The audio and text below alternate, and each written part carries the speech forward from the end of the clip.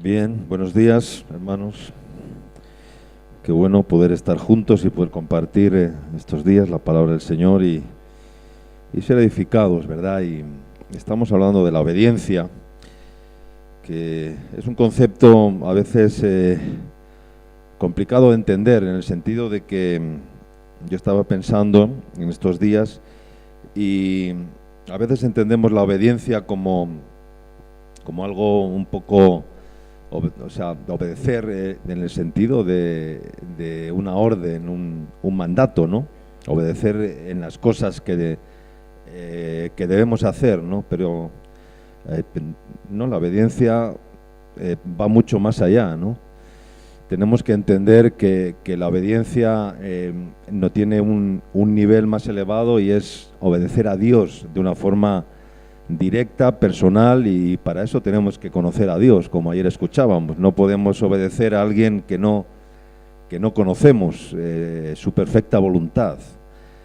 Entonces tenemos que entender cuál es el llamado, cuál es la visión personal para obedecer a aquel que nos llamó, ¿verdad? Y que nos escogió y que nos apartó para una misión, para un ministerio y para desarrollar una obra dentro del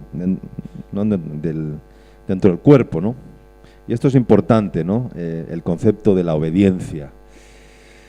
Hay un texto en el cual el Señor corrige al rey Saúl, como sabemos, y le dice algo muy sencillo, el profeta, ¿no?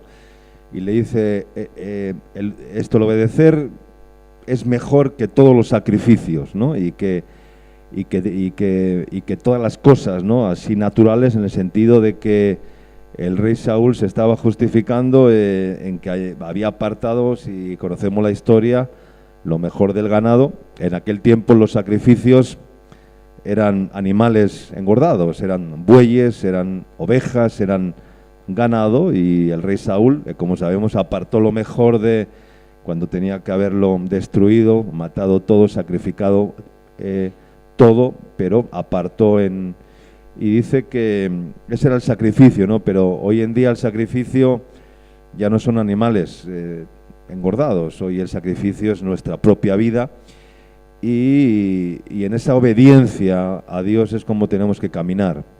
Pero para obedecer a Dios tenemos que conocerle. Amén. Y si queremos crecer en el Señor, pues no hay crecimiento sin obediencia. No hay crecimiento real. Puede haber un crecimiento, no sé, virtual, ¿no? Por llamarlo de alguna manera, que no es real, por los años en el ministerio, por la trayectoria, por los años de servicio, y bueno, es un crecimiento virtual, pero si no ha habido una verdadera obediencia en nuestro corazón a Dios, pues no vamos a poder crecer de la forma que Dios quiere que crezcamos. Quiero leer un texto en Hechos de los Apóstoles, capítulo 20, verso 24, y a mí el apóstol Pablo es un ejemplo que siempre me maravilla, ¿no? Después de Jesús, yo creo que es el ejemplo a seguir, y es el siervo de Dios que tiene una enseñanza pues más excelente o más profunda, ¿no? Y en Hechos capítulo 20, verso 24 dice algo así: pero de ninguna cosa hago caso ni estimo preciosa mi vida para mí mismo, con tal que acabe mi carrera, ¿cómo? Con gozo, y el ministerio que recibí del Señor Jesús, para dar testimonio del Evangelio, de la gracia de Dios. Este es un texto pues muy alentador, ¿no? Para el ministerio. Para mi vida personal siempre ha sido un texto en el cual yo me he aferrado siempre, ¿no? Es un verso que siempre lo llevo grabado en mi mente, en mi corazón. Y decir de ninguna cosa hago caso es algo que no, porque hay muchas cosas que nos quieren distraer en el ministerio. ¿Cuánto dicen amén? Hay muchas cosas en el camino que nos quieren distraer, ¿no? Y hay cosas de las cuales no hay que hacer caso. Dice el apóstol, de ninguna cosa hago caso. de todo aquello que me quiera distraer, que me quiera apartar, que me quiera separar, dividir. No voy a hacer caso. ¿Por qué? Luego dice, ni estimo preciosa mi vida para mí mismo, es decir, no amo mi vida como lo más, no, porque tengo un propósito. ¿Cuál era el propósito? Con tal que acabe mi carrera con gozo y el ministerio que recibí del Señor Jesús. Amén. Habla de dos cosas. Habla de una carrera que tenemos que correr y que tenemos que terminar, que tenemos que alcanzar la meta, que todos estamos en cierta manera corriendo esa carrera. Unos están más atrás, otros van más por delante, pero estamos corriendo una carrera. Amén. Usted, hermano, amigo, está corriendo una carrera. Ha empezado a correr una carrera hace 5 años, hace 2 años, hace 10 años, hace 20 años, y continuamos corriendo la carrera. Quizás no tenga un ministerio todavía que haya recibido del Señor, pero si usted continúa corriendo la carrera, lo hace con gozo, seguramente que Dios y el Señor le va a dar un ministerio. Amén. Y usted va a ser útil y tu hermano vas a ser útil en la obra de Dios y vas a tener un ministerio por la gracia de Dios. Si es que obedeces al Señor, corres la carrera con gozo, no haces caso de las cosas que te quieren distraer, apartar, separar del llamado de Dios para tu vida. Y si tienes firme y corres bien ese llamado, seguramente vas a alcanzar el propósito de Dios, ¿no? Que es el terminar la carrera con gozo, como decía el apóstol Pablo. Estas palabras no del apóstol las aconteció en Asia Menor, en Éfeso, y esa no era como una despedida, ¿no? Porque ya el apóstol estaba próximo a partir para Roma, donde sabía que le esperaba el sacrificio, donde le esperaba la prisión seguramente, y estaba en cierta manera anticipando como una despedida, ¿no? de la iglesia allí en Éfeso, de los siervos de la iglesia querida allí en Éfeso, donde había estado ministrando, donde había estado enseñando, donde había estado, y se estaba como despidiendo, ¿no? Y pensando en el apóstol Pablo, pues yo creo que una de las prioridades que él tenía era justamente acabar la carrera con gozo, ¿no? Porque ese es el propósito de Dios para mi vida y para cualquiera que tiene firme lo que está haciendo en el Señor, ¿no? Que podamos terminar con gozo el ministerio que Dios nos ha dado. Amén. Que no es nuestro porque es del Señor y lo hemos recibido del Señor y es para predicar el Evangelio, como dice, de la gracia de Dios. Y entonces, después no conocemos la conversión de Saulo, de Pablo, cuando se encuentra con el Señor de esa forma tan directa y tan frontal, ¿no? Cuando tiene la experiencia gloriosa de ir camino de Damasco y se encuentra con el Señor y esa luz que le ciega completamente, ¿verdad? Que le aparta de su propósito, de su celo, de perseguidor, de esa ¿no? Y de ese legalismo al que estaba sujeto y tiene una experiencia que le trastoca completamente, ¿verdad? Cambia el rumbo de su vida de una forma directa, ¿verdad? Y tiene una experiencia gloriosa con el Señor y cae a tierra y allí en ese lugar, en esa posición, en esa humillación, entonces no se encuentra con el Señor y le dice: ¿qué quieres que yo haga, Señor? ¿No? Y el Señor le dice: ve, y no le da unas instrucciones y Pablo obedece, ¿ya? Obedece y renuncia a su posición, renuncia a su legalismo religioso, renuncia a tantas cosas y empieza a comprender cuál es el llamado correcto de Dios para su vida. Amén. Porque hasta ese tiempo había tenido un llamado de Dios en la religión en la que había sido instruido, enseñado. Era un hombre docto, de buena posición social, instruido, educado, en la religión, en la cultura de su época.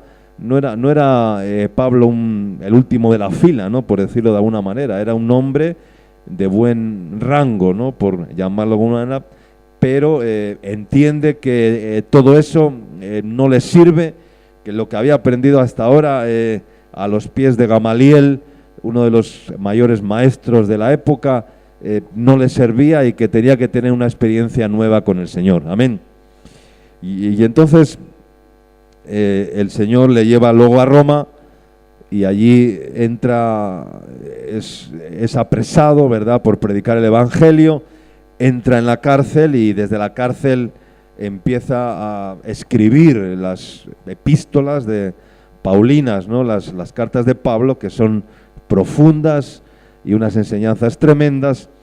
Y una de ellas, lo que a mí me apasiona, es la epístola a los Filipenses, ¿no? Ayer escuchamos algo y quiero un poco matizar algunos versículos, algunas enseñanzas en las cuales vemos no cómo el apóstol Pablo pues tenía unas cualidades tremendas y cómo no tenía clara en su vida espiritual y que le permitieron llegar hasta el fin de su ministerio pues con una madurez tremenda, ¿verdad?, y con un conocimiento de Dios excelente, ¿no?, más excelente de lo que él se podía imaginar, ¿no?, y sobre todo llevar mucho fruto, tener un ministerio fructífero y adquirir el carácter de Cristo, ¿no?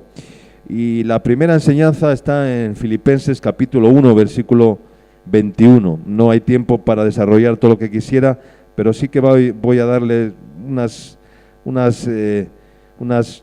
enseñanzas, ¿no?, que están en todas ellas en Filipenses. Capítulo 1, versículo 21, lo primero dice, porque para mí el vivir es Cristo y el morir es ganancia. ¿Lo podemos repetir juntos? Para mí el vivir es Cristo y el morir es ganancia.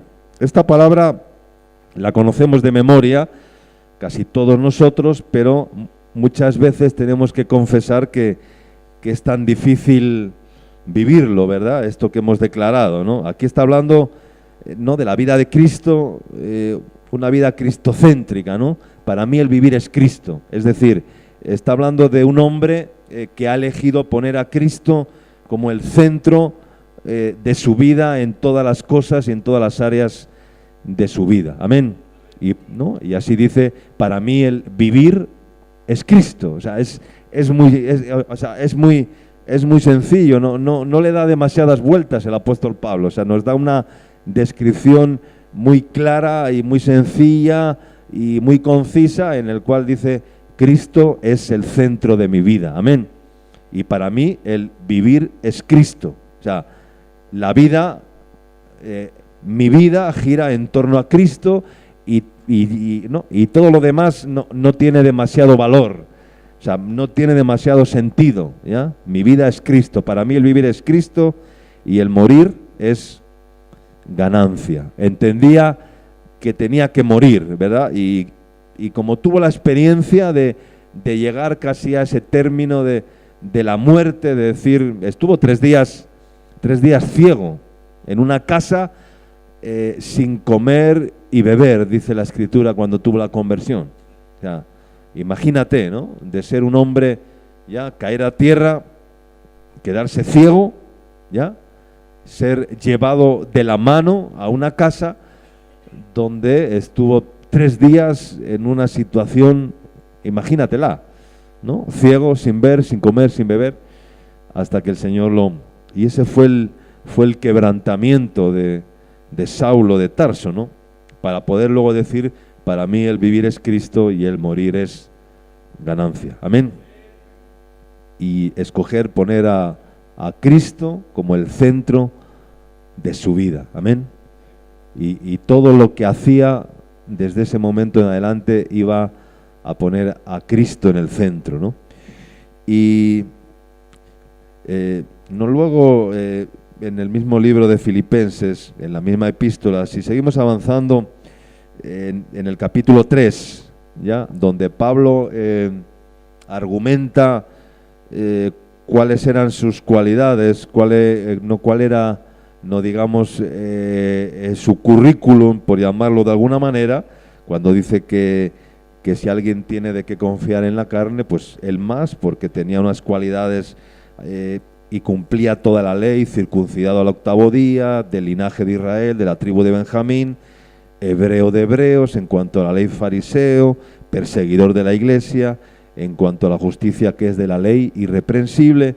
Es decir, como he dicho, no era el último de la sociedad, no era un marginado que viene a remar, a rehabilitarse, ¿no? Era un hombre que provenía de una familia seguramente estable, adinerada, de una cultura muy especial, porque había sido instruido a los pies de Gamaliel, ¿ya? Y hebreo, es decir, eran condiciones que lo presentaban como alguien que tenía riquezas culturales, políticas, religiosas, ¿verdad? No era el último que había llegado, sino que era un hombre, por llamarlo de alguna forma, un hombre de primera clase.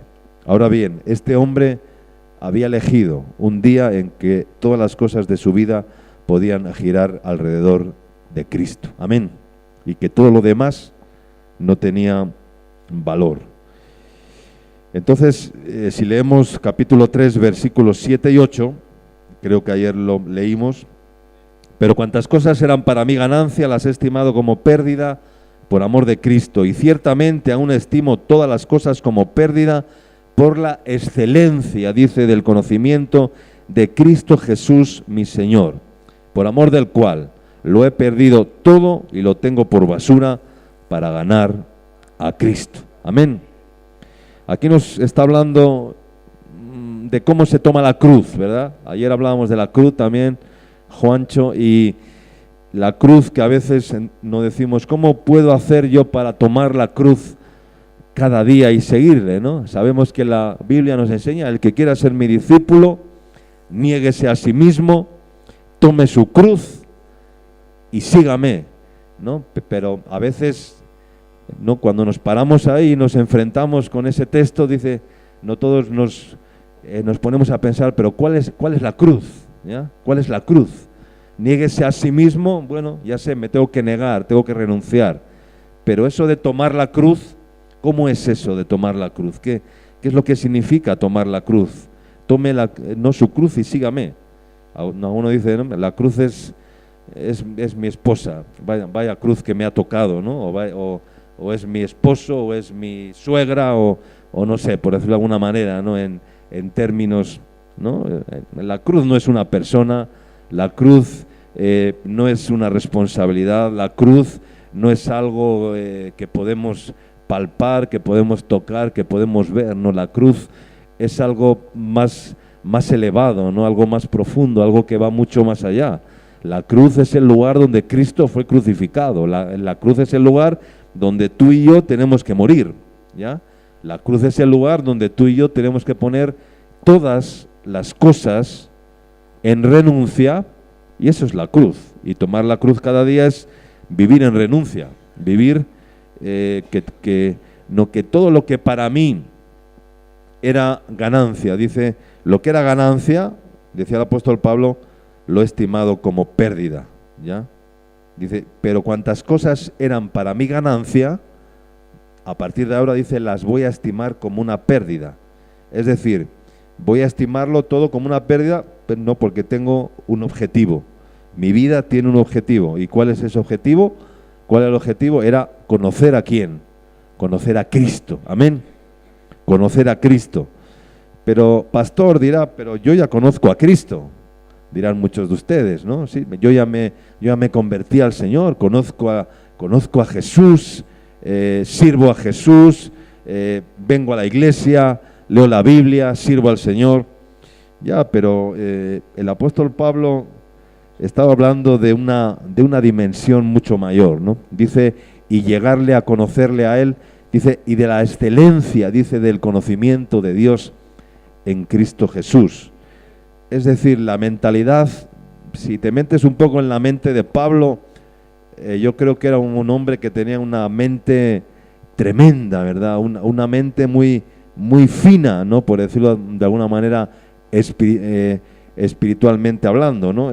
No era alguien así mediocre, ¿no? Él decía, sí, yo quiero conocer a Cristo y le he conocido y tenía un concepto equivocado y por eso me encontré con el Señor cambió mi vida, pero ahora le quiero conocer como realmente Cristo es. Amén. Quiero conocerle a Él y el poder de su resurrección. Quiero llegar a la excelencia del conocimiento de Dios en Cristo Jesús. Es decir, quiero tener un conocimiento excelente, una experiencia personal que me lleve a una dimensión diferente, ¿verdad? Y ese era el anhelo de Pablo, ¿no? No se conformaba con cualquier cosa. Y decía que era una mentalidad muy fina, ¿no? Él no se conformaba con conocer 4 versículos de la Torá, de la Biblia, ¿no? Sino que una experiencia de acá, una experiencia de allá, sino que él quería levantar la vista y decir, quiero llegar al conocimiento pleno de Dios, quiero conocer a Dios, amén. Quiero saber quién es Dios, quiero escuchar a Dios, quiero entender a Dios y que Dios me hable cada día y que yo escuche su voz, ¿ya? Ese es el conocimiento pleno que el apóstol Pablo anhelaba. Y para terminar, otra cosa más que está escrita en el mismo libro, en el mismo capítulo 3, versículo 12, cuando dice, no que lo haya alcanzado ya sabemos este texto, ni que sea ya perfecto, sino que prosigo, a ver si logro asir aquello para lo cual fui también asido por Cristo Jesús. Hermanos, yo mismo no pretendo haberlo ya alcanzado, pero una cosa hago. Habla de una sola cosa. Dice, olvidando ciertamente lo que queda atrás y extendiéndome a lo que está delante, prosigo a la meta, al supremo llamamiento de Dios en Cristo Jesús. Así que todos los que somos perfectos, esto mismo sintamos. Y si otra cosa sentís, esto también os lo revelará Dios. Cómo me gusta esta declaración también del apóstol, ¿no?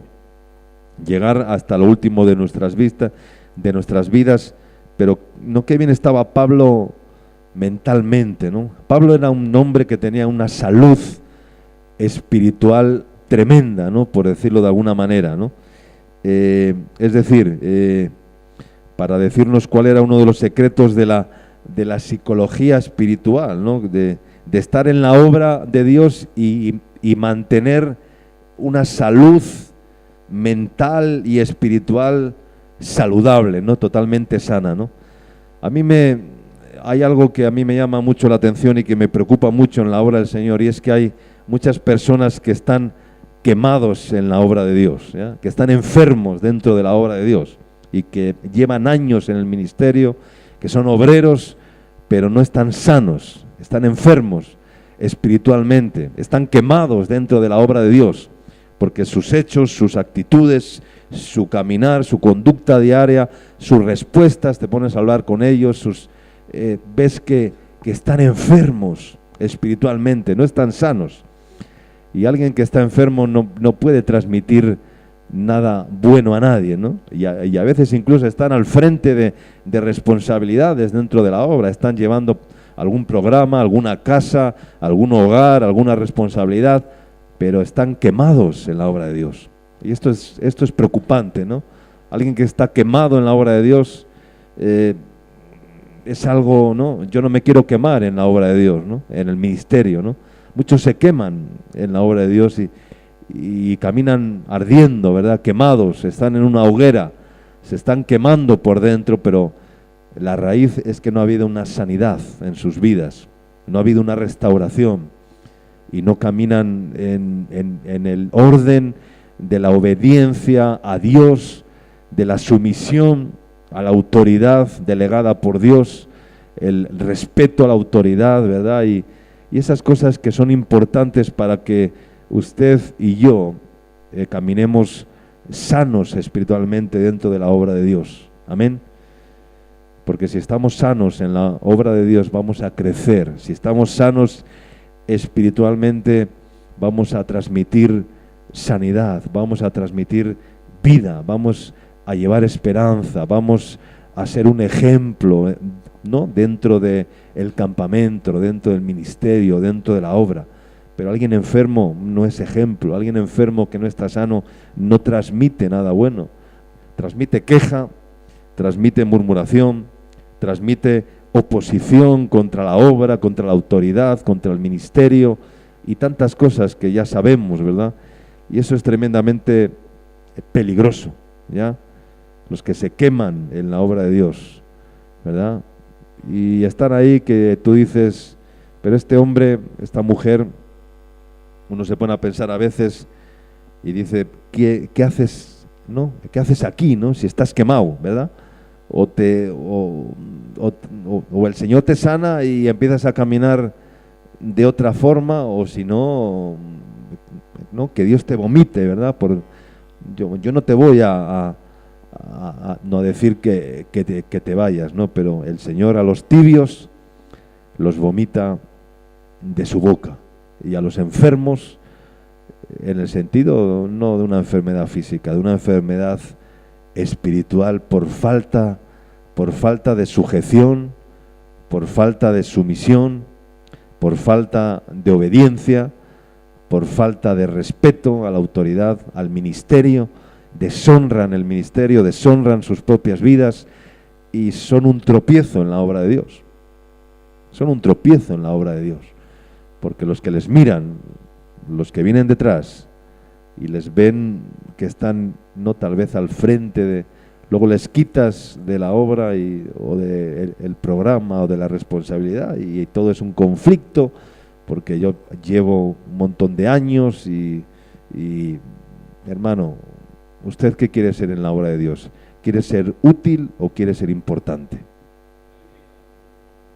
Pues la mayoría, déjame decirte, quieren ser importantes antes que ser útiles. ¿Y qué es mejor? ¿Ser útil o ser importante? Dios nos llamó para ser vasos de barro útiles en la obra de Dios. Si un día Dios te pone en un lugar elevado para ser importante, pero eso lo tienes por basura, porque esto primero has escogido en tu vida el principio de ser útil, ¿ya? De ser útil. Yo quiero ser útil en la obra de Dios. No anhelo ser importante. Yo no anhelaba ser importante cuando comencé en la obra del ministerio. Yo quería ser útil, y por eso el que quiere ser útil no tiene problema. Sirve y sirve y sirve donde Dios le ponga, porque no tiene un afán desmedido de figurar o de salir en el calendario del mes, ¿no? Como hay algunos, ¿no? Que miran al calendario y dicen, uy, este mes no salgo en el calendario. Y ya entran en tribulación, angustia, y entran en, ¿verdad? No, como algún hermano a mí me ha llegado a decir, hermano, nunca me pone usted un domingo a predicar en la iglesia, en el culto central. ¿Ya? Y yo le digo, pues mira, te iba a poner, ¿no? Pero como me lo has dicho, ya no te voy a poner. ¿Claro? Estás buscando ser importante, pues no lo vas a ser. ¿Ya? Vas a estar ahí en humillación. Y cuando no dices nada y sirves en esa humildad, es el Señor el que te levanta. Amén. Que el Señor os bendiga.